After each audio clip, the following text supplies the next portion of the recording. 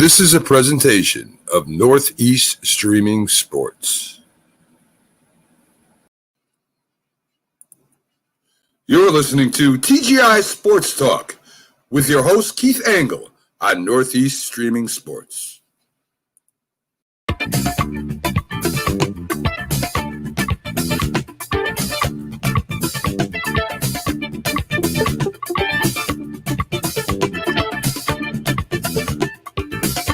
Good evening, everybody.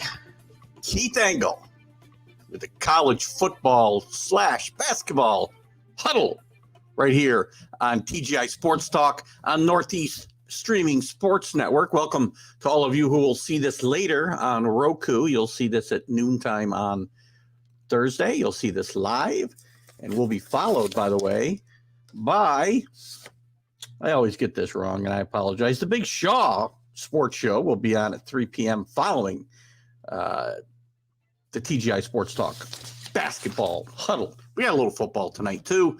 We got a little of everything. The show's going to kind of morph, as I said, into basketball, and we'll still talk some football. We got some things to talk about tonight with Jim Harbaugh, with some of the transfer portal stuff. Gary Patterson ended up with Texas as an advisor there after getting fired at TCU and some other stuff. And we got a lot of college basketball. College basketball is ramping up. I'm starting to get excited. We'll talk about the top 25. We'll talk about the look of parity that seems to be in the air. 5 different number ones so far already this year. 19 different teams in the top 10 throughout these early parts of the season. And lots of other stuff. So we'll concentrate a little bit on a little bit of the blue bloods and maybe a little bit of the local, when I say local, the New York, New Jersey, upstate New York area, as well as we talk tonight and in the coming weeks. So I hope they'll continue to join us as you did on the football show. And again, there will be football. And if you've got football topics, we'll talk about them. This is going to be, from now until March Madness, this will be basketball and football. We'll talk about, I'll talk about college baseball if that's what we want to talk about once we get into the spring. We want to talk about all things college sports. Football and basketball just happen to be the 2 most popular, right? We've just finished a very successful college football season, and it looks like it's going to be a crazy college basketball season as we head into right now. We're in the heart of the conference schedules. Gosh, we're only a little more than a month, I guess 6 weeks away from conference championship tournaments.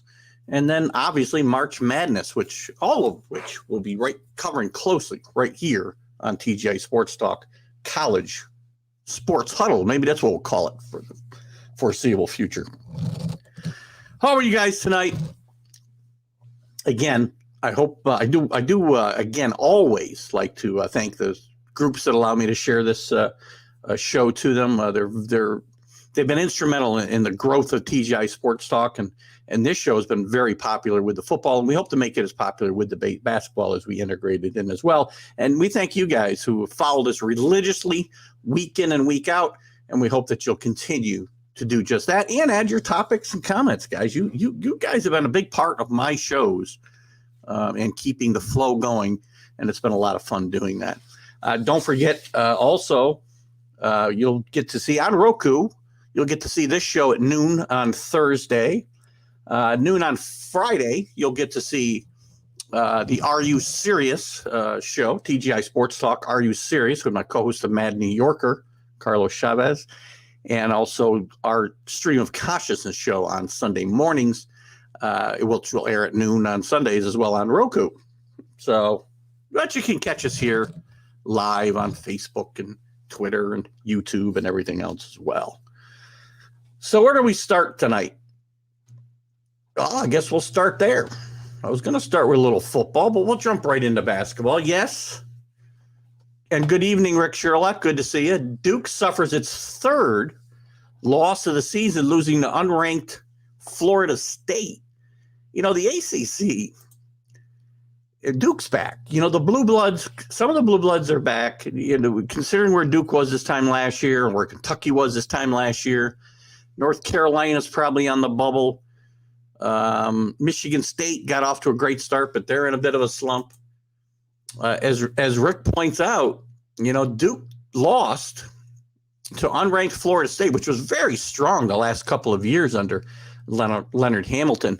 The ACC, guys, very, very weak this year. And, in a league that's accustomed to getting 8, 9 bids, I don't know that you're going to see 5 bids out of the ACC this year unless teams get hot here in the second half of the season. I mean, Duke, as well as they've played, they've been one of the 5 teams that have been number 1 this year. But, they're languishing at 4-2 in the conference. The ACC is led by the Miami Hurricanes at 6-1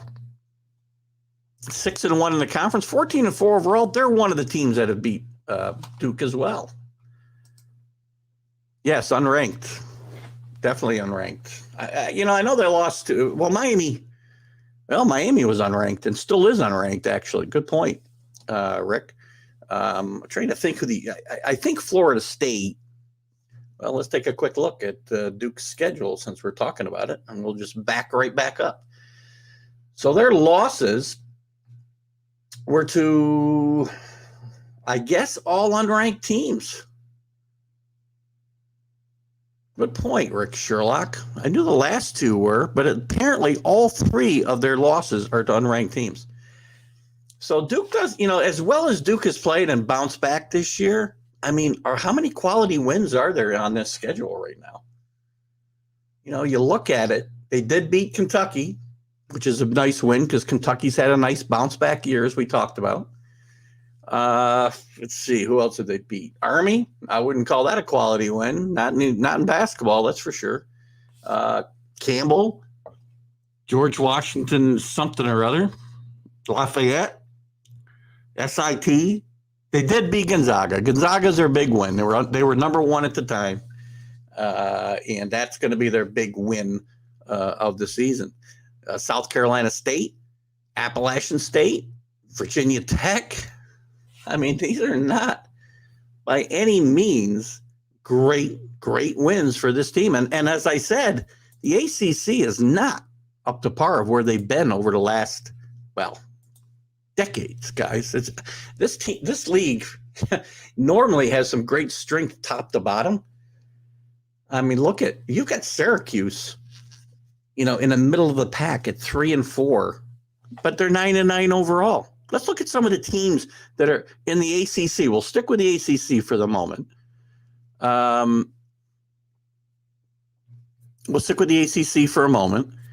look at some of the teams that are normally tournament teams and whether they're going to get into the tournament. Notre Dame, 11-6 overall. Not sure. Not a lot of quality wins there either. Duke's going to be in. North Carolina, 12-5, but again, going to be a bubble team. At least they're a bubble team right now. Louisville, 10-7. Wake, 14-4, one of the stronger resumes right now. Syracuse, 9-9. This team continues to disappoint year in and year out since they went to the ACC. Bad move for Syracuse here. Boston College, 7-8. Pittsburgh, Jeff Capel thought they were going to come in and turn this team around. Read a big, long article in The Athletic about the demise of the Pittsburgh program since Jamie Dixon left for his alma mater at TCU. North Carolina State, it's been a long while since they've been a contender. Georgia Tech, with a strong history and at least through the 80s and 90s with Bobby Cremins, they've fallen on very hard times recently.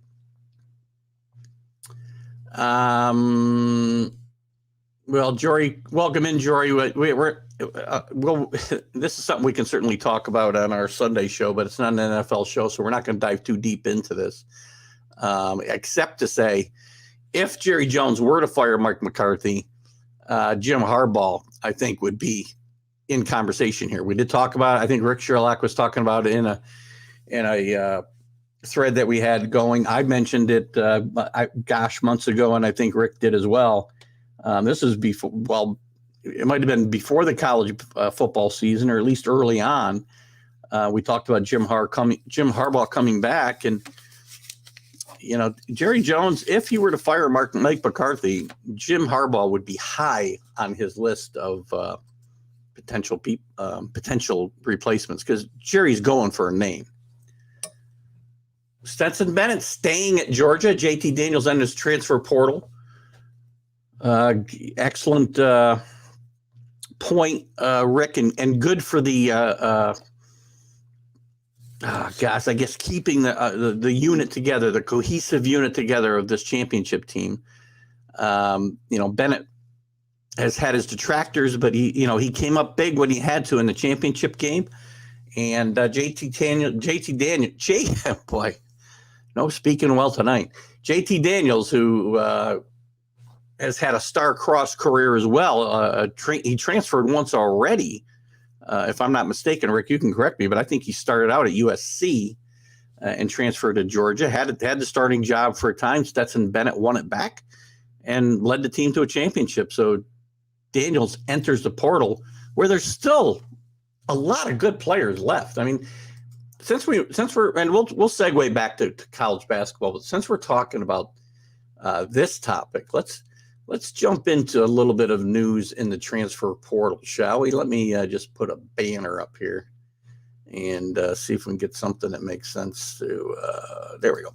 So let's take a quick gander through the portal and see what's still out there. I mean, look at quarterback-wise, you got Caleb Williams. Oklahoma is going to be one of the most unpredictable teams in the country when it comes to again, I'm not a big fan of preseason polls by any means, but we're going to start seeing them anytime. But a brand new coach, certainly highly thought of and inventable, but lost both starting quarterbacks that they had this year on a in between Oklahoma team as far as the strength of this team. But Caleb Williams, and we know Shane Rattler's already left and signed with South Carolina. Caleb Williams has gone into the portal, and I don't know whether he's going to be back. I mean, people think he'll be back, but I don't know. USC keeps coming up in the conversation. Obviously, UCLA as well out in the Pac-10 or Pac-12, excuse me. LSU has talked about Caleb Williams with Brian Kelly out there looking for his quarterback to run his franchise, his new program, I should say. I've heard Maryland mentioned, but I don't know that he's going to go to Maryland. I mean, this is a kid who can certainly be, if not his pick of Power 5 conference higher ranked teams in Power 5 than Maryland. I doubt he's going to go to Maryland. But again, wide open field for the services of one Caleb Williams, who really came on strong last year as a freshman. Jackson Dart, another quarterback who's a freshman and leaving USC. He's in the portal. Bobby Ashford's still out there among quarterbacks. Emory Jones, who had some up and down moments with Florida. He's a junior. He's looking around. Braxton Burmeister from Virginia Tech had a disappointing season this year. Again, Georgia Tech or Virginia Tech rather, kind of starting over with a new head coach, and they're going to have a new quarterback next year as well. So who else is on? Those are kind of quarterbacks that are on the still on the market, for lack of a better term. The best available running backs, you got Boussard, a junior out of Colorado, who's probably looking to stay out west and probably stay in. Well, he'll look at the Texas programs most likely, and maybe Arizona. I wouldn't be shocked to see him go to Arizona. Watch out for Arizona next year. They didn't win a game in the Pac-12, won one game all year. But if you're looking for a sleeper who might, I'm not saying they're going to compete for a national championship. If you're looking for somebody with some taking a next step in a coach's second year, this would be a place to kind of look real quick, as I really think that Jed Fish, former coach with the New England Patriots, may get this program heading in the right direction. We'll see. What's Jory got here? Sorry, Jory. I welcome too if I didn't welcome you in tonight, Jory. If Venable can get OU's defense to force more than 2 punts a game, he'll be a godsend. It's a good point. And he has. And look, at the transfer portal has been a godsend for many coaches, right? I mean, look at how guys like Mel Tucker, we're talking about guys in their second year. Mel Tucker is a guy who didn't have a great second recruiting class last year, but he really was able to kind of make up for it, and coaches can make up for it in the transfer portal now. So it's added a whole new layer of depth to what's the word I want to get to? The way coaches can come in and transform a program, a la Mel Tucker at Michigan State the last 2 years. And Arizona is a place that you might see that happen, because Jed Fish has had a couple of decent recruiting classes, but he's been very, very active in the transfer portal this year. So let's keep an eye. There's a school to keep an eye on. We'll be talking more about that again as we go through the summer months, and teams that maybe are really languished at the bottom, who's going to make maybe the next step. But some coaches in their second, third year, maybe ready to make a move. Some other running backs still out there. Oregon's fifth-year senior Travis Dye, again, most likely it's possible that he may reunite with Mario Cristobal, who's going to be very, very active and trying to turn his Miami program around fast. And don't be shocked to see him very active in the transfer portal the next 2 seasons. What else are we interested in? Wide receivers. Let's take a quick look at the wide receiver. Oops. I lost my... Okay, I lost my little cheat sheet here. Who's left on the wide receivers side? Well, it'd be better if I could tell what the hell I was doing. There we go. Malik Heath from Mississippi State, played in that Mike Leach system the last couple of years. He's going to be, probably sought after very highly, I would think. He went the junior college route, then spent some time since 2020 playing only 10 games, I think, and starting 6 with Mississippi State. But he's going to be sought after wide receiver. Jeremy Singleton out of Houston. These are all seniors. Javon Baker is a sophomore out of Alabama looking to move on. He'll probably stay in the SEC, maybe with Ole Miss or Florida. Carmen, boy, I'm having trouble with names. I'm having trouble with everything today. Oh, had a little procedure today, guys. I'm a little foggy. So I apologize for that ahead of time. Cayman Marley from Tennessee. He's a freshman. He'll be looking to move on. He'll probably stay in the SEC, maybe go to the ACC. We'll see what happens there. Let's see what Rick's got here. If you like I've said in past shows, I guess, do you want the third string of Georgia or Alabama, or start somewhere else? You're going to see more of this, I think, Rick. There's 2 sides to the transfer portal and the NIL conversation, right? There's a whole group of people who think it'll just make the rich get richer. The Alabamas, the Georgias, the Clemsons, or it's going to help the have-nots get stronger and level the playing field a little bit, because they can go somewhere else.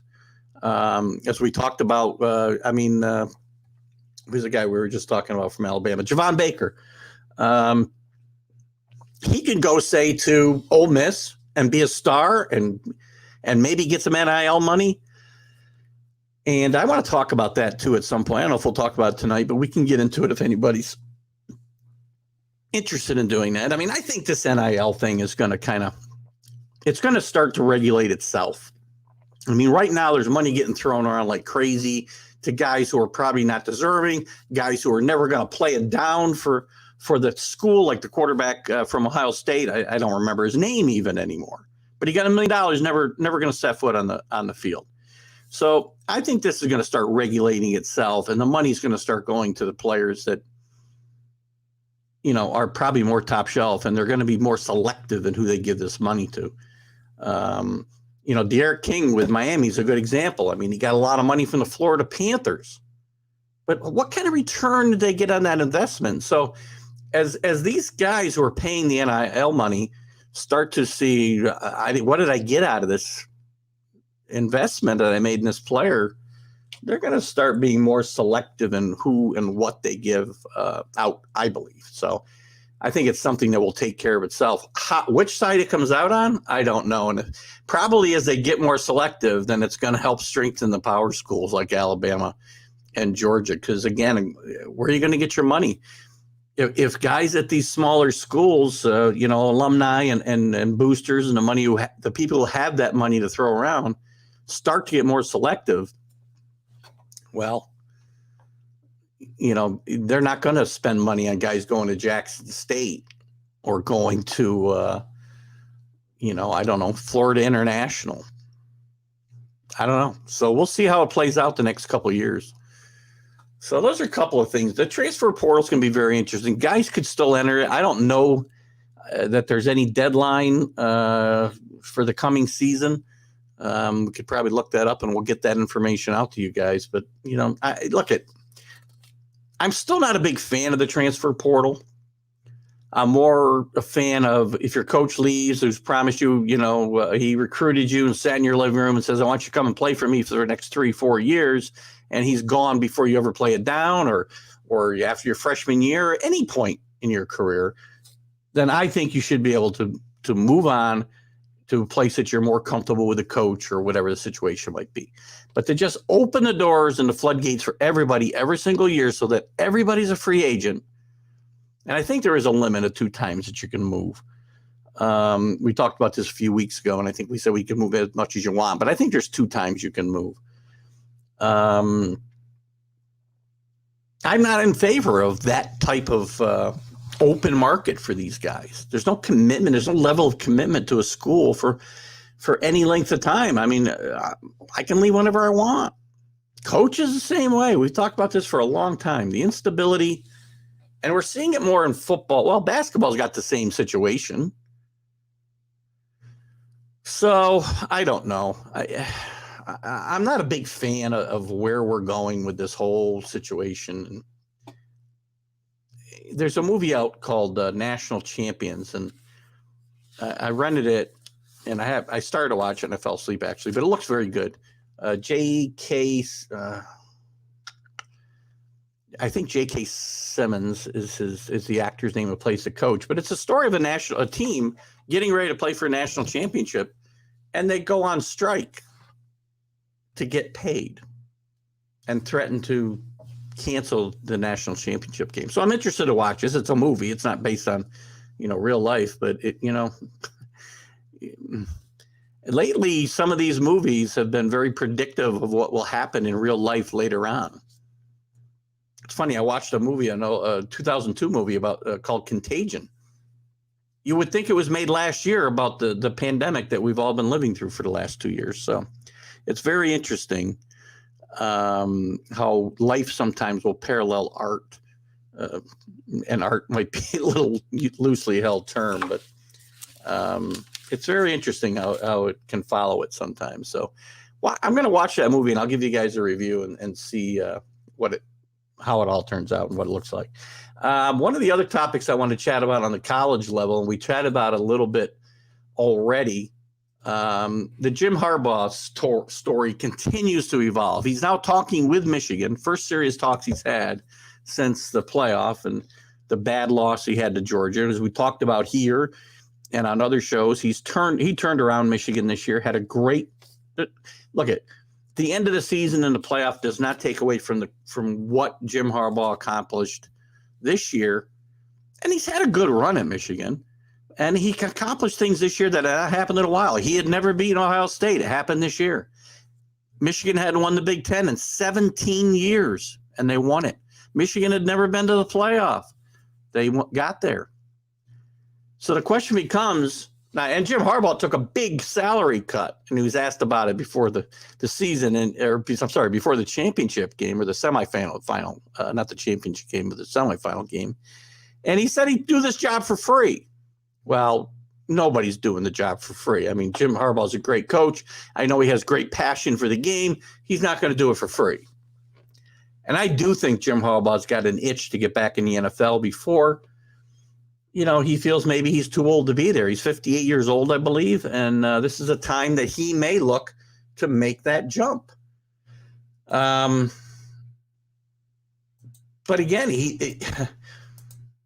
Michigan's in the mix again because they're talking now about extending and maybe, putting more money back into the contract that they took away before this year because Harbaugh is on the list, on the short list of some teams in the NFL. I have not heard of anybody having an interview with Jim Harbaugh yet. I'm a little surprised. But they may be busy getting, in the assistants that they want to get in, especially the guys who are in the playoffs and they've only got a short window during the playoff time to have those conversations. So they may be tying up their time there. But Harbaugh, I still think, is going to be in play in several places. The Raiders, if they don't keep Biaccia. If they don't, the Bears are going to be in play, I would think, and I think that's a place that Harbaugh would like to consider if he was returning to the NFL because he played there for a long time. He's got ties to the city of Chicago, and they've got potentially a franchise quarterback there in Josh Fields. We'll see how that works out. We've talked about him potentially talking to the Vikings. I'm not sure the Vikings is the best situation for him. For either the team or for him. I think they'd be better off, and I think Rick mentioned his name on one of our previous shows, Doug Peterson for the Vikings. But sticking with Harbaugh, Dallas is an intriguing situation. Jerry Jones is very impetuous. Who knows what he's going to do? Jory brought it up before. Be very interesting to see. It's only been a few days since Dallas went out again in the first round. And they did it very meekly in my mind. I mean, Dak Prescott, I know, and Kenny's not with us tonight. Kenny doesn't like Dak. I think Dak is a good NFL quarterback, a very good NFL quarterback. And I think that Jim Harbaugh would be very interested in coaching the Cowboys because of Dak Prescott, not because he's going to come in there and bring in a different quarterback. So anyway, Jim Harbaugh, I don't know. What's he do? You guys tell me. Share your comments. Does he stay at Michigan? I mean, there's two things involved here, right? What should he do? What will he do? I think he's coming back to the NFL, and I think this is the time for him to come back. And I think he should go to Chicago myself. Because I think Jim Harbaugh, by the way, has taken over teams that are not looking at that moment like they're ready to win football games and taken them to championship games very quickly. He had their 49ers, a team that I believe won 2 games the year before he got there. He had them in the NFC championship game in just a couple of years. So Jim Harbaugh, very interesting to see what he might do. A couple other odds and ends around football before we jump. And again, I'll jump back to football if you guys or somebody else comes in to the show.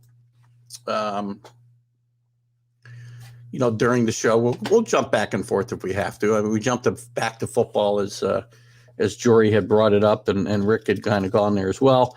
So I want to get my talking points in. The only other thing I really wanted to chat about, I thought it was kind of interesting that Gary Patterson decided to join Steve Scarsazian's staff at Texas, an off-field role. Hang on, let me put this thing on mute because that's going to play. So it's kind of undetermined, I guess, what his role will be. He is a defensive specialist, and Texas had some trouble on that side of the football this year. It's going to be very interesting to see how that might turn out. for Tex and for Patterson, and what that does for his chances to get a job somewhere else, what it means to Scarsazian, and whether it puts any pressure on him if the Longhorns don't start to turn things around. So that I found that to be kind of an interesting development here the last few days. What else has been going on in the world of college football? Anything else? Jerry Rice's son, by the way, in the transfer portal. He was a wide receiver at, I think he's a wide receiver, isn't he? Let's just double check and make sure. Yes, Brendan Rice will be transferring from Colorado to USC. Look at Lincoln Riley's going to really get USC moving, I think, very quickly as we go forward here. So a very interesting, I think, transfer of Rice. He hasn't done a whole lot. He was only a freshman last year. I think he had 6 catches or so for the entire year, but he's now going to a school with a little bit more exposure. And they've already brought in Mario Williams from Oklahoma. So it's going to be interesting. I still think Caleb Williams may end up with his old coach, Lincoln Riley, at USC. So we'll see how that plays out. Why doesn't this thing want to? There we go.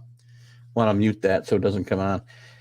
So anyway, other than that, not a lot going on in the world of college football. There will be as we go forward, but let's jump, into college basketball. We talked a little bit. Let's take a quick look at the.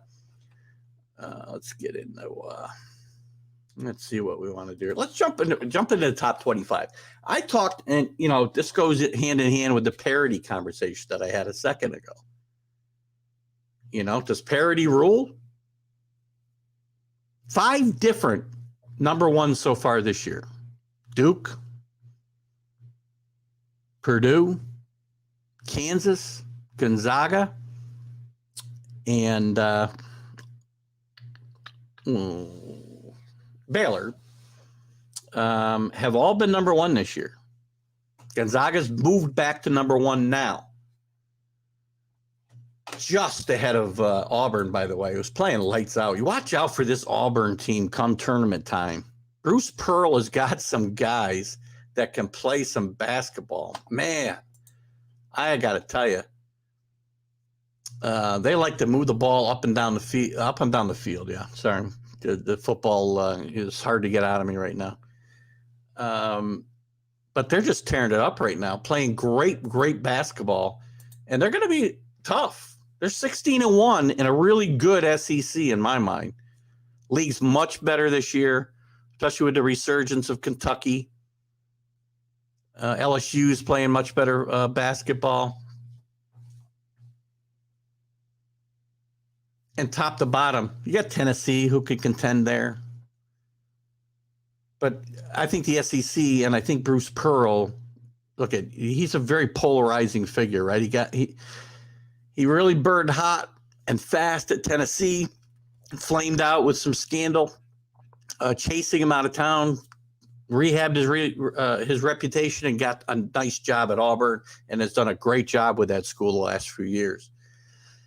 But as far as the top 25 goes, Gonzaga, as I said, did move back into first. Actually, Auburn had more first place votes this week than Gonzaga, but they jumped back into the number 1 spot, only with 2 losses. But they don't have many signature wins either. So got to be careful if you're Gonzaga, because the league isn't that good. They need to keep winning. This isn't the Gonzaga. It's a good Gonzaga team. Mark Few's always rebuilding, reloading really quickly. It's a good Gonzaga team. It is not the powerhouse that it was last year. It's not generating the heat and the conversation that they did last year as they went through an undefeated regular season. I don't want people to think I'm an SEC elitist, and I don't know if the term even applies in basketball. Rick, as Kentucky's really the only school with any real history basketball wise in the SEC, right? I mean, since we're talking about it, let's take a quick look there. I mean, Auburn, they've never won a championship that I'm aware of. Texas A&M is a football school. These are all football schools. LSU's had some good teams through the years when Dale Brown was the coach there. Arkansas did win a couple national championships under Nolan Richardson, had some really good teams under Eddie Sutton back in the 70s and 80s. Tennessee's had good teams, but never really gotten anywhere over the top. Missouri's had some good teams, but Alabama's had some good basketball teams. They've been one of the disappointments of this year for me too, by the way, Alabama. But it's fun to watch. This is a good league. But again, I don't think we can be SEC elitists talking about the SEC in basketball. I don't think. Maybe we can. I don't know. I do throw the term around myself when it comes to football. Rick, I don't think you necessarily are an SEC elitist. I think you have your school, and you're a fan of your school, and I think and you're true to your school, and that's the way it should be. But there's people who think the SEC is the end all be all in college football, and they're strong right now. But these things work in cycles, guys. It'll cycle back through. This has been a long cycle, one of the longer ones, but another conference will rise to the top eventually. So if you're an SEC elitist, enjoy the ride. That's all I can tell you. Where else we got? Arizona has jumped up 3 spots. They're 14-1, doing really well there under Sean Miller. Again, after riding through some scandal-ridden and treacherous waters. And I don't even know that it's over yet, but we'll see. Former number 1 this year, Purdue is 14-2, and they've jumped up 3 spots to the 4th spot. Baylor, who's lost 2 straight now after winning a bunch of games, and they lost 2 straight at home, 2 straight conference games at that, dropped 4 places down to number 5. Duke does move up a couple of spots but they did lose the other night, as we said, to an unranked Florida State team. So they'll be dropping potentially out of the top 10 this next poll, depending on what happens the rest of the week. Kansas, who spent some time at the number 1 spot, moves back up to number 7. They've been playing really good basketball of late. Wisconsin jumps up 5 spots. Wisconsin is always sneaky good. And this is this season doesn't seem to be any different. They're 14-2. They sneak up on people. Big Ten, another conference that's really deep, I think. And possibly, let's take a quick look at the Big Ten. And possibly is going to put a lot of teams in the tournament, as we talked about. I mean, right now you got Wisconsin leading the Big Ten at 6-1, but right behind them is Illinois, who's also ranked in the top 20 at 17. You got Michigan, who's starting to get it back together. Or, I'm sorry, Michigan State. My bad. Michigan State, who's been in the top 5 this year. They're at 14 now.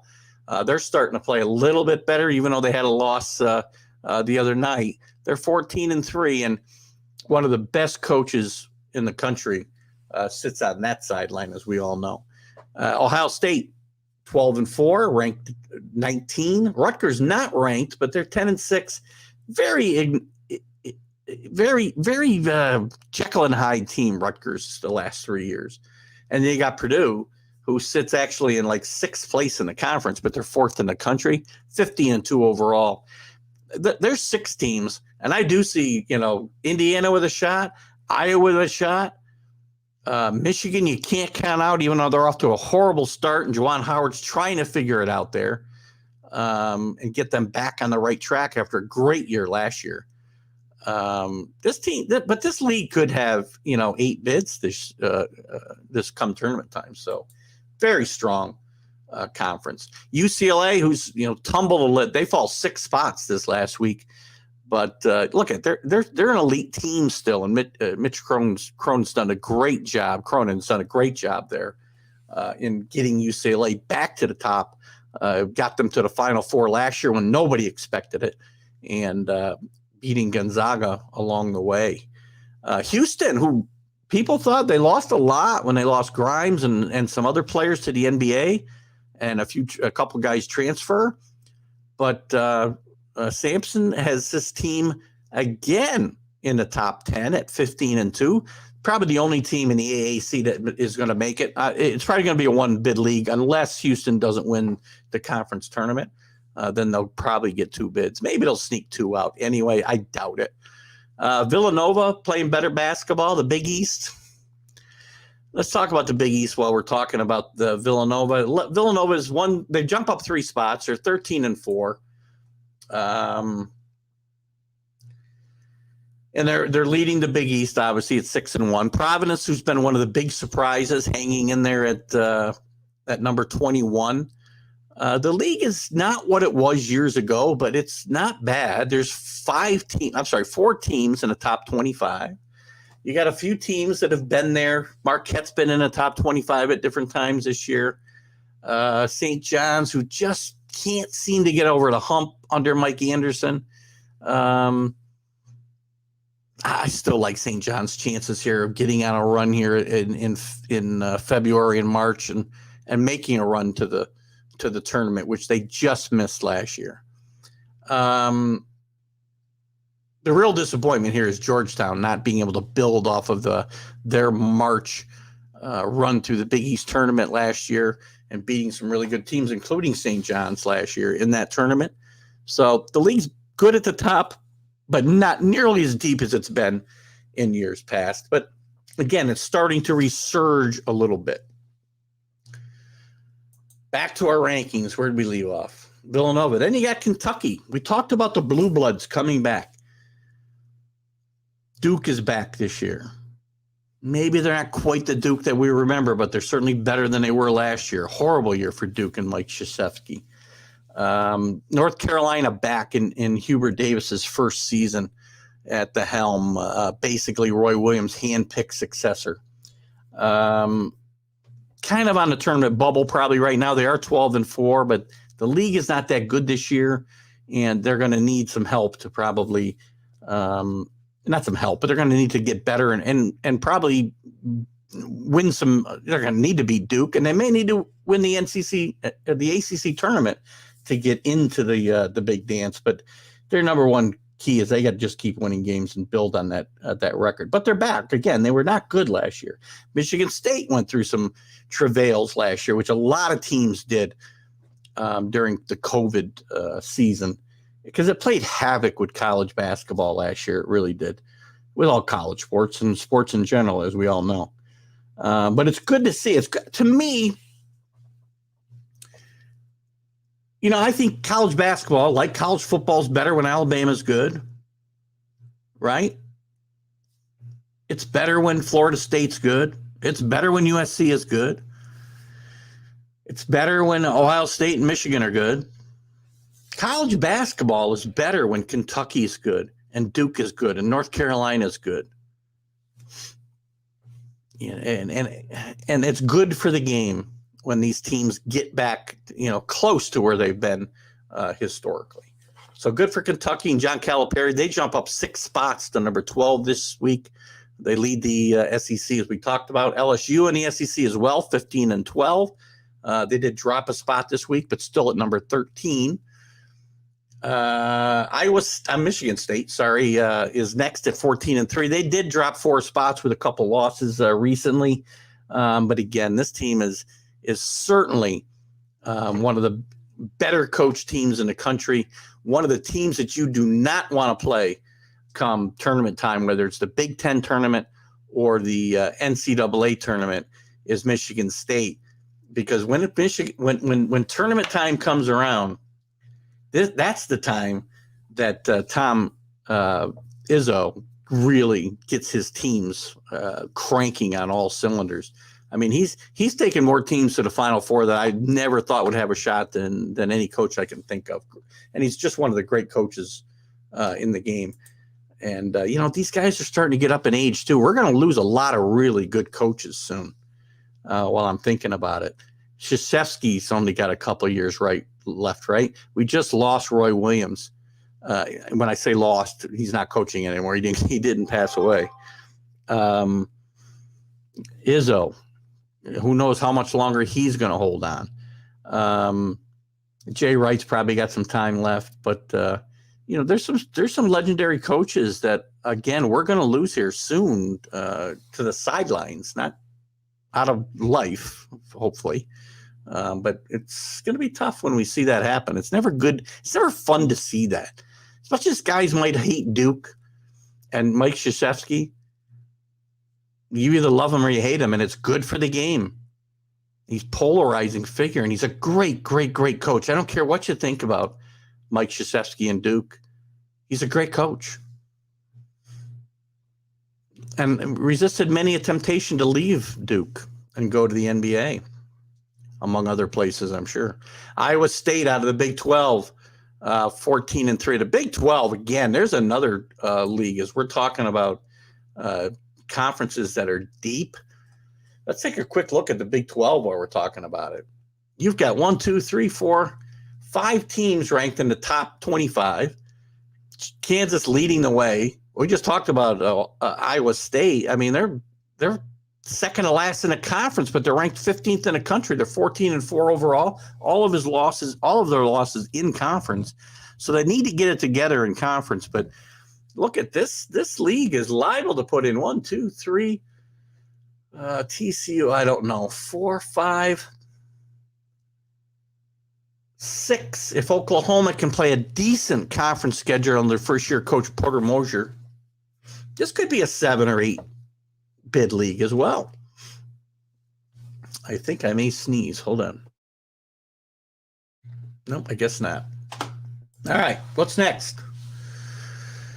Oh, USC. Again, one of the Cinderellas last year, playing well again this year, 14-2, but they've dropped 2 games in the last week or so, and they've dropped 11 spots. That's a huge drop for any team in a week. They dropped 11 spots to number 16. Illinois starting to get it together. They move up 8 spots to number 17. Again, a very, very good basketball team. In the Big Ten, which is kind of deep, as we mentioned. And once again, this is a team with a really good, solid veteran squad and a veteran coach in Brad Underwood, who has, coached. If you remember, he almost took, what was the, oh man, it's right on the tip of my tongue. What was the school he took almost to the Elite Eight a couple of years ago? Hold on here. Stephen F. Austin, a couple of years ago, got him a job at Oklahoma State with a great run in the tournament, which turned into a job at Illinois. I think he only spent a year. at Oklahoma State and then moved on to Illinois. Again, but he's a veteran coach and he's got a good veteran squad. If you can have a veteran squad in college basketball anymore. Those are the teams. That's why the mid-majors can compete more. When we get to tournament time, you see teams like, well, it used to be Gonzaga. Now they're losing guys early, but they used to keep guys 4 years. But you'll see teams from, let me just take a quick look through here. I mean, the Loyolas of Chicago is a great example, right? 4-year kids. They can, because of their experience, they can get into the tournament and compete with these teams that are built around freshmen that are going to be there 1 year and done. Freshmen and sophomores. The AAC's got some teams that can do that. Chicago, Loyola Chicago, watch out again come tournament time this year. Very good veteran team.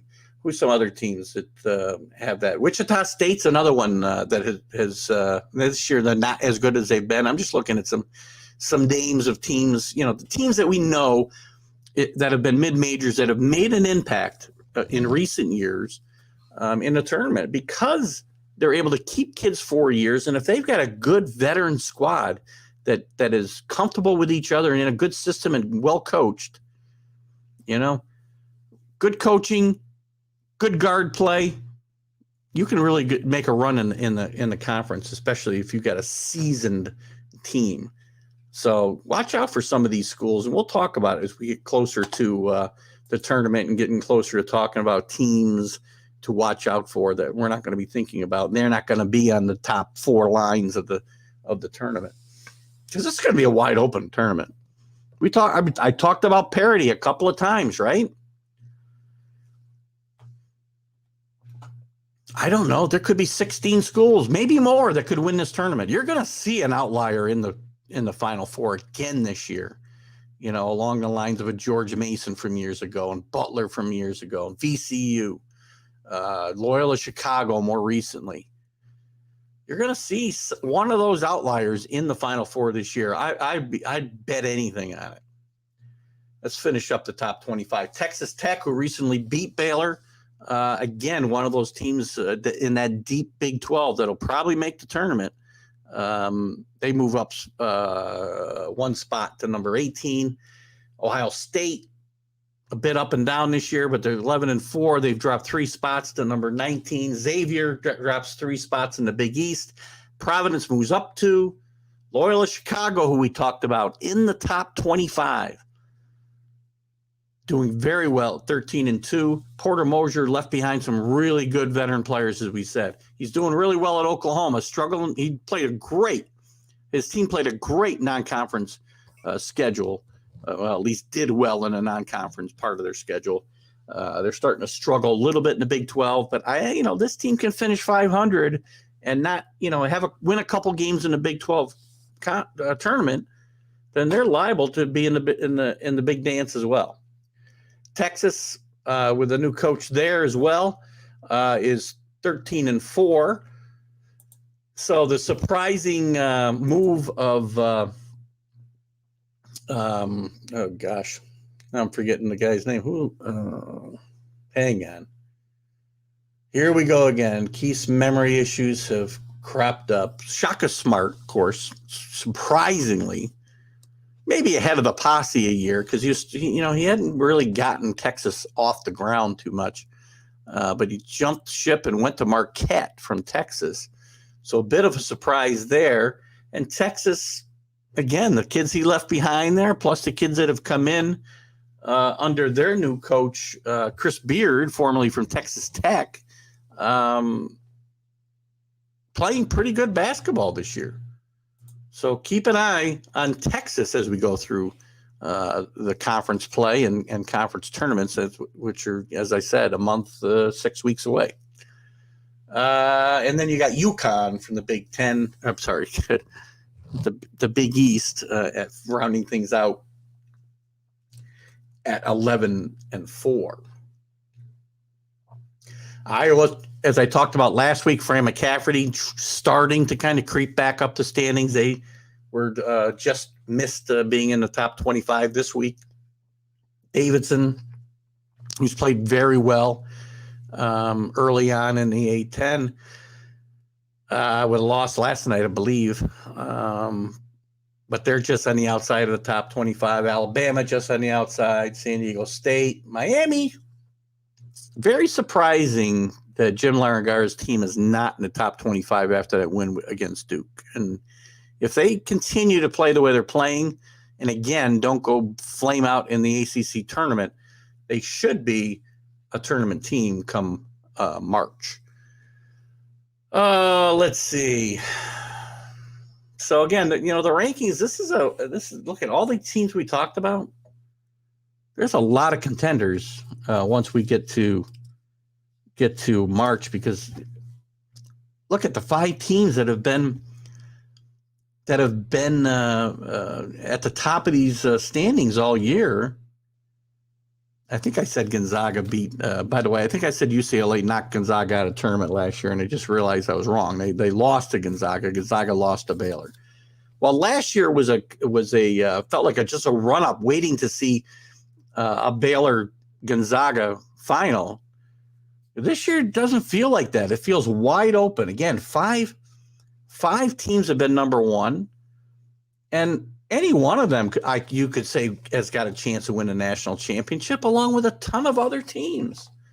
And you're going to see a team get hot in March that's going to come out of nowhere to be close for sure. So let's see, take a quick look at some of the leagues that we talked about. I want to start with the Metro Atlantic. I talked about, and I don't have a banner for this, but I want to talk about Iona and Rick Pitino. We started to talk about it last year. So I want to talk about some of the teams around the New York area. And quite frankly, Iona might be the best team in the New York area. Seton Hall's played pretty well. St. John's has been up and down. Rutgers up and down. Syracuse has been terrible. Obviously, we're moving out of the city, New Jersey area, into upstate. Syracuse has been awful. Syracuse has not been good for a number of years now, and they have not. This move to the ACC has not paid off for them. But Iona, I think, is probably the best team in the local area. When I say local, I'm upstate New York, East Greenbush, New York, a few hours from Syracuse, a few hours from the city. Rick Pitino, after being exiled for, I don't know, 4 or 5 years, whatever it was, after his travails at Louisville that resulted in him losing a national championship banner and being put on probation, gets a second, I guess not a second chance. God, Rick Pitino's coached everywhere you can think of. But he's gotten schools like BU, Providence, Kentucky, Louisville, and soon to be and Iona to the tournament, the national tournament. 5 schools. He's taken 3 of them to the Final Four and won a national championship, albeit one taken away, with 2 of them. One of the great coaches in the game. I think, yeah, and again, Rick Pitino's not a young guy, but he's in a great situation there at Iona. Iona's got a pretty decent history in college basketball. And I mentioned this before, and I've read that this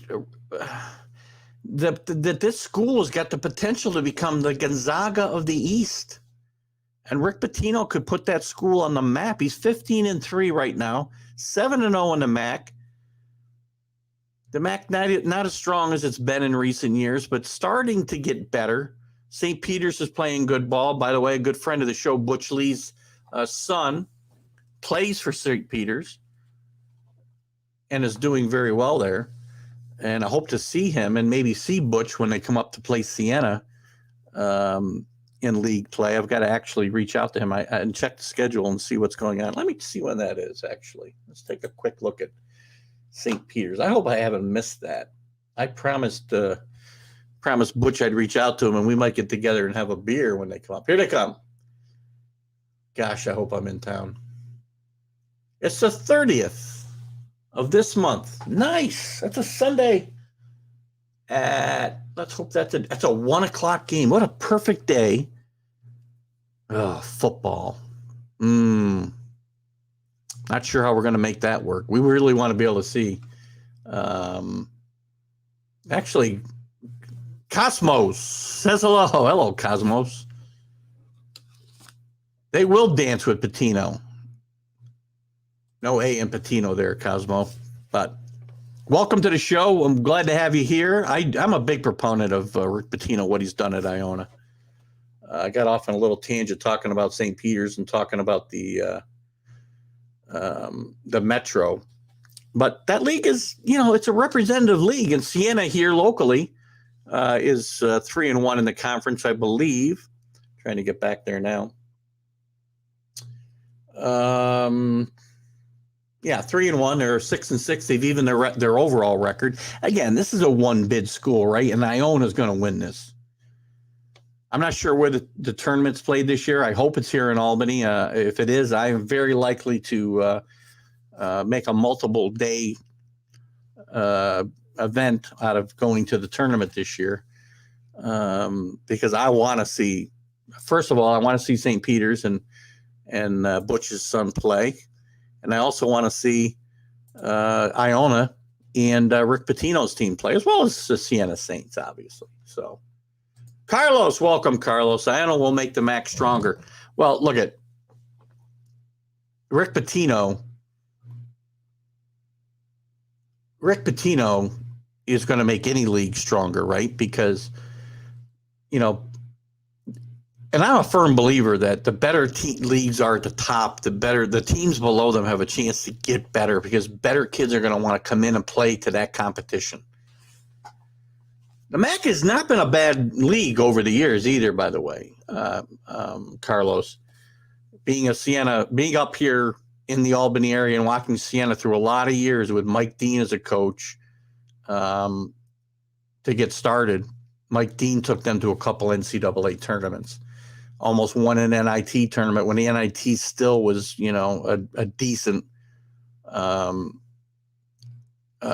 tournament. And they had good years under Paul Hewitt, went to the NCAA tournament a couple of times, got him a big job. Mike Dean moved on to Marquette. So this has been a good stepping stone job for a lot of guys. Paul Hewitt, as we mentioned, he got the job at Georgia Tech. Didn't do very well at Georgia Tech. Mike Dean had early success at Marquette and then went on to coach a few different places. He's back here living in the Albany area. Might even be living in Amsterdam. I'm not sure. Can't remember now where he's officially living. Who else? Fran McCafferty came in here and took Siena to, I think, back-to-back tournaments and won games. Right? Iona's had some success in a tournament in years past. They go back to Jim Valvano's days. Yeah, we talked, and Carlos, you might have missed it, but then welcome tonight, Carlos, by the way. We talked about how not just Kentucky and Louisville, right? He took BU from the Northeast Conference to the tournament. He took Providence to a Final Four when Providence, you know, was one of the little kids in the Big East. They weren't one of the big boys. He took a Providence team to the Final Four in 1987, the year that Syracuse lost to Indiana on Keith Smart's jumper at this buzzer. I know I'm aging myself. So, yes, and besides turning Kentucky around and then foolishly leaving to go to the Celtics, in my mind, and then coming to Louisville, he got that program turned around and winning, and we all know that he went off the rails and they lost that national championship to Scandal. But Rick Pitino, you cannot argue the fact that Rick Pitino is a tremendous basketball coach. And as I said, and Carlos, if you missed my comments, he's got the chance to turn Iona into the Gonzaga of the East Coast. And I really think we need to look out for that. The rest of the schools, it's really a shame. The rest of the schools here in the New York area, and when I say New York, I'm talking about New York, New Jersey, and even upstate here with Syracuse and the Albany area teams. Did he cheat? Well, I can't say, but a ton of guys are breaking rules. Well, agreed, but some of the things that were going on, the institutional control, to use the NCAA's phrasing, at Louisville certainly left something to be desired. And I'm sure it does a lot of schools. And, you know, look at, you just can't be as blatant as what they were doing with strippers and everything else. Look at, everybody's skirting rules here and there. You just can't go along breaking them. And you also can't run around like you're a co-ed, you know. How can I say this nicely? You can't be taking waitresses on the table in a restaurant when you're a married man. And I'm not saying, you know, that every other coach in the NCAA is a saint, but, you know, Rick Pitino was his own worst enemy at Louisville. I think Rick Pitino lost sight of who he was as a person and as a coach. And, you know, he had to get away. Look, he got fired, so he didn't get away on his own. But he went overseas and coached. He started to get his perspective back. He wanted to get back in the college game, and Iona gave him that chance. And let's hope he doesn't squander it, because he's really got something going there at Iona. And as I said, he can build a little powerhouse here on the East Coast that can potentially make some noise. To use Cosmo's comments here earlier, not only will they dance, they got a chance to go to the tournament and win some games. Again, I keep talking to you about tournament play.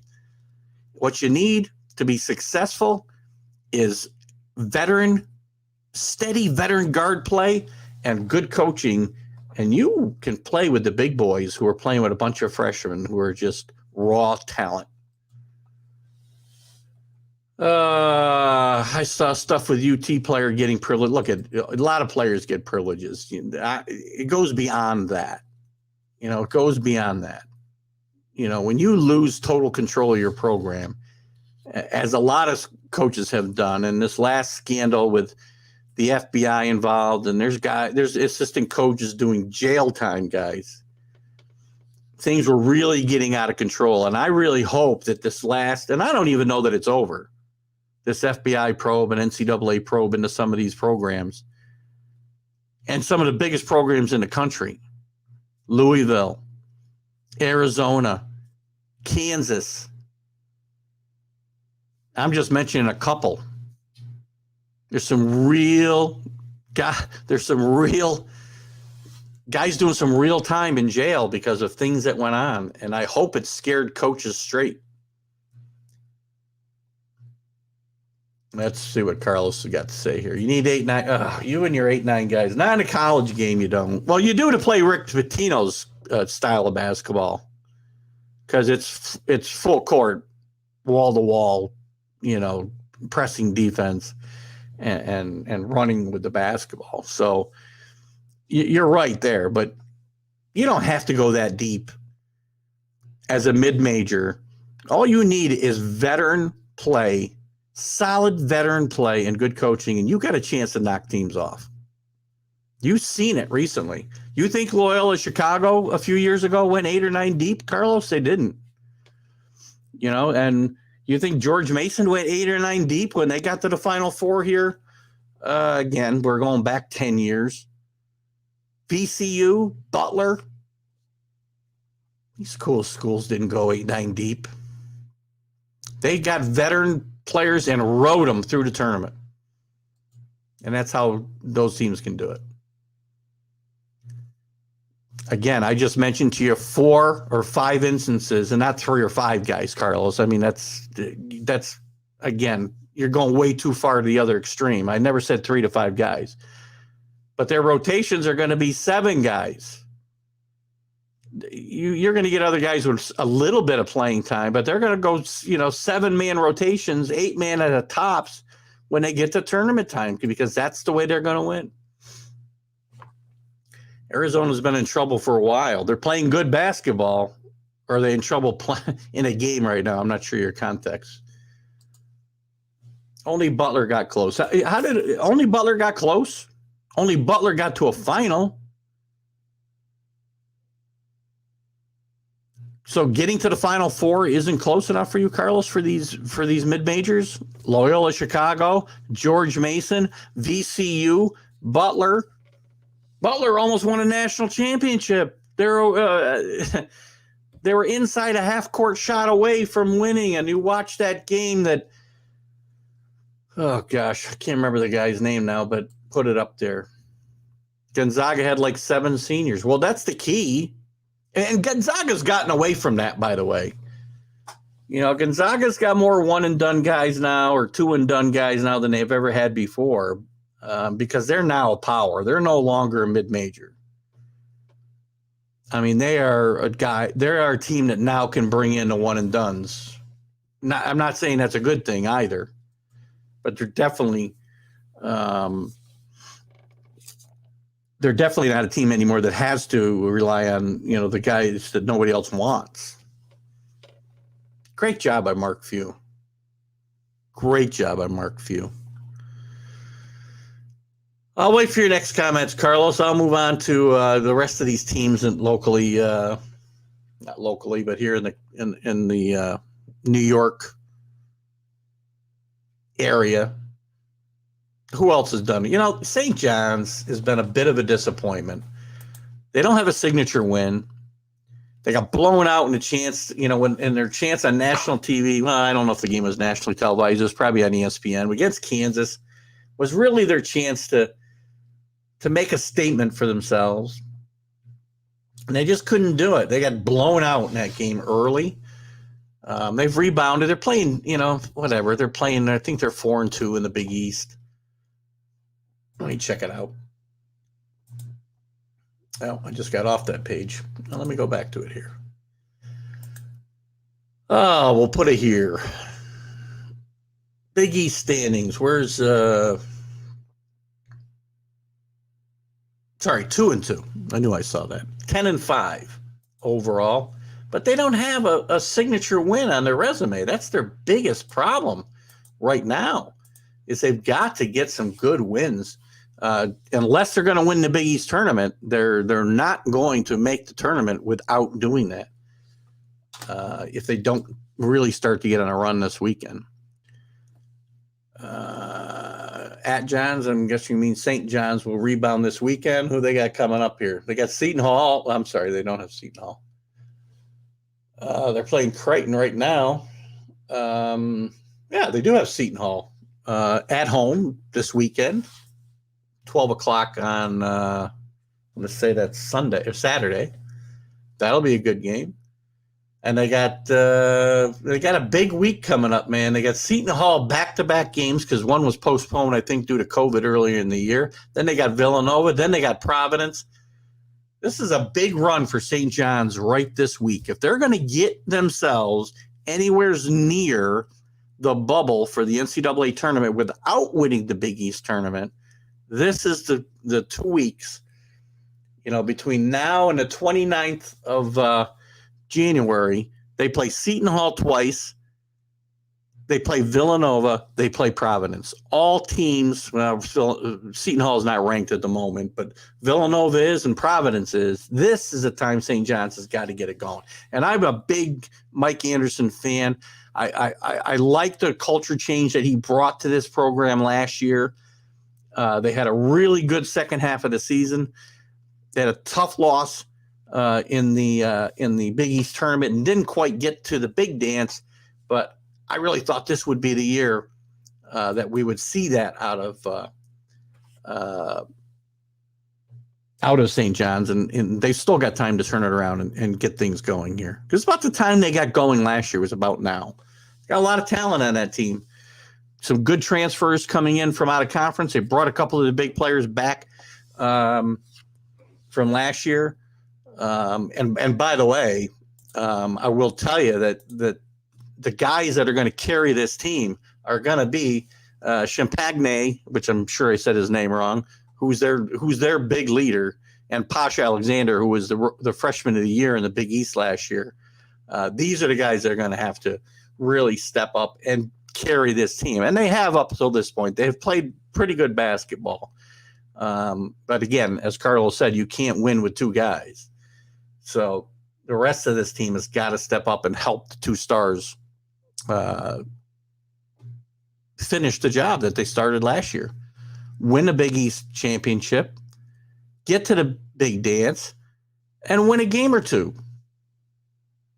And then we'll say that St. John's has restored some of the prestige to that program. I still like Mike Anderson. I just think he's going to get it done. The other schools in the area, Seton Hall has been kind of up and down this year. They're 11-5. Again, just not a lot of big wins on the resume for them. When you look at their schedule, they did win at Michigan, which was a nice win, or looked like a nice win back in December or whenever that game was. But, Michigan's fallen on hard times and doesn't look anything like the team that we saw last year when Juwan Howard came in there and turned the program around. They lost to just an okay Ohio State team. Their best win is probably against Rutgers, who's had their own problems. Nice win against Connecticut, but now they lost 2 in a row to DePaul. Gosh, DePaul? You can't be losing to DePaul, right? And to Marquette. Marquette's another streaky team, and they need to kind of get it together. I think Shaka Smart's team may be a sneaky team to watch out for in March. As I said, I think here last week, so save the tape. But again, Seton Hall's another team that these teams have got no signature wins. That's the problem. Outside of the conference, no big wins. And they really need to turn that around. Oh, somehow I'm looking at the football standings. That's not going to help me. Rutgers in the Big Ten. Really high hopes 2 years ago before COVID wiped out the tournament. Last year, they got in a tournament and played fairly well before losing in a close game in the Sweet 16.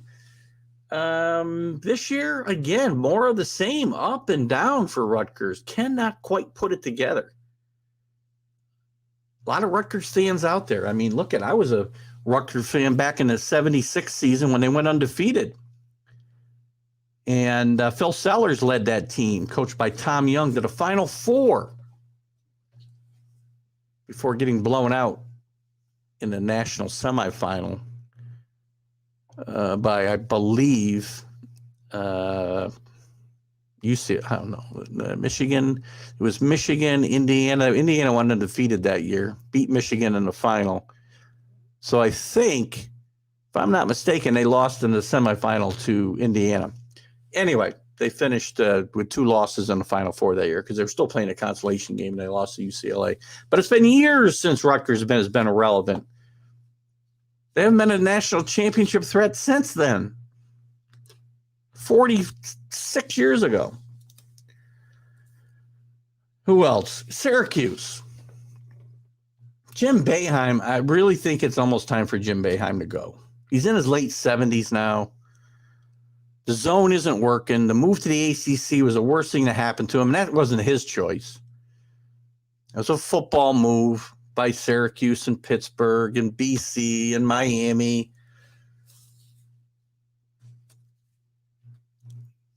But they've lost their identity. They don't have natural rivals anymore. They don't have any natural rivals in the ACC. Even the teams that came with them, they weren't big rivalries. Their rivalries were St. John's and Georgetown and Connecticut to a lesser extent. It's really hurt them going to the ACC, and they don't recruit the same level of kids that they recruited when they were in the Big East. And I'm not saying it's Jim Boeheim's fault. It wasn't his decision to go there, but they've got to turn this thing around. You know, now they've got some guys that can shoot the basketball, which they have not had for a couple of years, except, Buddy Boeheim maybe a little bit. Joe Girard would have a local kid here from Glens Falls, had some good games last year, but now they can't play defense. 9-9. They're not going to make the NCAA tournament without a good run through the ACC here, the rest of the league schedule, and into the tournament.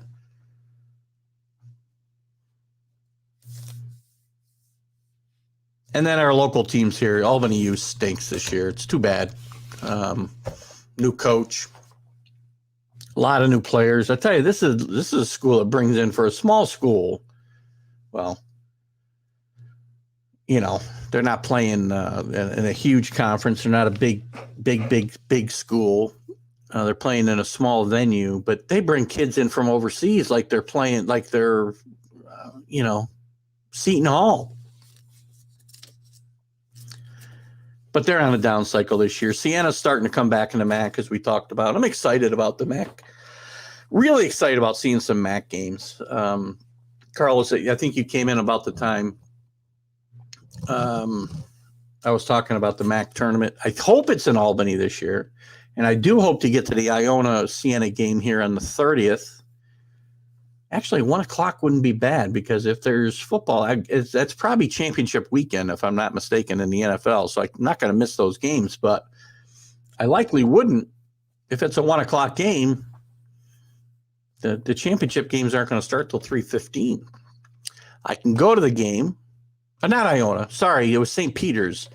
I'm sorry, it's St. Peter's. I wanted to see the regular season game because I'd like to see a friend of the show, Butch Lee, a former national champion and a national player of the year at Marquette back in the 70s. Butch Lee and his son is a star at St. Peter's come in here and play. NIL ruined Syracuse. Those kids have big issues and little play to back it up. NIL didn't ruin Syracuse, Carlos, because this team has been trending downwards long before the NIL came into play this year. They weren't good last year. They weren't good the year before. They have not been really good since they went to the ACC. I think they made one run. Maybe they made a run to the Final Four, at least to an Elite Eight. I think they might have made a run to a Final Four since they went to the ACC. But that was not even a good basketball team. That was just a team that got on a run in March. This team has not been a legitimate contender for a national championship in 10 years at least. And that's just not acceptable for a school as rich in basketball history as Syracuse.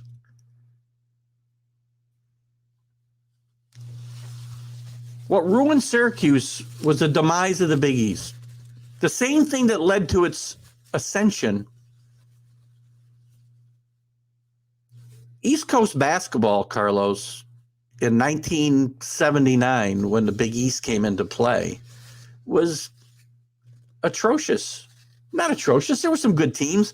You'd have good teams come out of the East once in a while. Syracuse went to a Final Four in the early 70s before Boeheim was the head coach with Hartfield. I think Roy Hartfield was the coach. Jim Lee led that team and Rudy Hackett.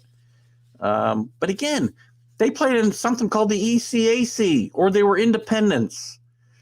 The forming of the Big East was actually when the Syracuses, the Villanovas, the Georgetowns all rose, and the Pittsburghs, although they never quite got over the top, right? Even the Seton Halls were benefited from it. Connecticut, for certain, benefited from the rise of the Big East because it was the first school that was a television league. And that was the selling point. They could recruit from anywhere because they could see their kids play almost every game. So while the NIL probably has hurt them this year, it's hurt a lot of schools. And the NIL will take care of itself. As I said earlier in the show, the NIL is going to, it's going to run out of control for a few years, and then it's going to kind of get reined back in because once these guys who are spending all this money on these kids are seeing no return on their investment, it's only going to be the big players that are going to get the money. So that's going to change. What else? Anything else you guys want to chat about before I wrap it up here tonight? Look, we're getting into just the heart of the basketball season. I'm excited to do it. We're going to continue to talk about football on Wednesday nights as we did tonight for a half an hour or so. Some nights we may not have 5 minutes of football conversation. Other nights we might have half the show. But we're going to have a lot of talk about basketball for the next couple of months for sure. I'll be going away on vacation, so we'll have to see what we're going to do about those couple of weeks, which we'll see what we're going to do also about our Are You Serious show and the Sunday Stream of Consciousness for a couple of weeks. But we'll talk about it. We'll get it. We'll make sure you guys have some content to watch, and I promise you some good stuff. But I love being here on Wednesday nights. I love being here on Fridays with Carlos with the Are You Serious show, the Mad New Yorker, Carlos Chavez, who also is certainly a big contributor to all of my shows and a lot of the Northeast streaming sports shows. So we've enjoyed having you guys in tonight. Enjoyed your comments. And we're going to be back next Wednesday night with the college sports huddle. Maybe that's what we'll call it for a while. But we've got other shows. We're going to be here on Roku. Make sure you get Roku. If you've got a Roku TV, just go to Roku and download Northeast Streaming Sports. Get yourself a Roku stick. You can download Northeast Streaming Sports or add it to the channel. You can watch these shows. You can watch this show on Thursday at noon on Roku. The Are You Serious show at noon on Roku on Fridays. Stream of Consciousness show, our Sunday Stream of Consciousness show airs at noon on Sundays. And we've got our vlogs and other special interviews as well. So we thank all of you for coming in. I thank all the groups that will let me share this to you later on. Please add your comments. You don't like the show? You like the show? We had some negative comments to one of our shows last week. It's fine. We're here to agree. We're here to disagree. We're all going through this life together, guys. Let's have some fun with sports. Let's not take it too serious, but let's have some fun. Keith Engel, TGI Sports Talk, College Sports Huddle. I'll see you next week right here at Northeast Streaming Sports Network. Have a great night.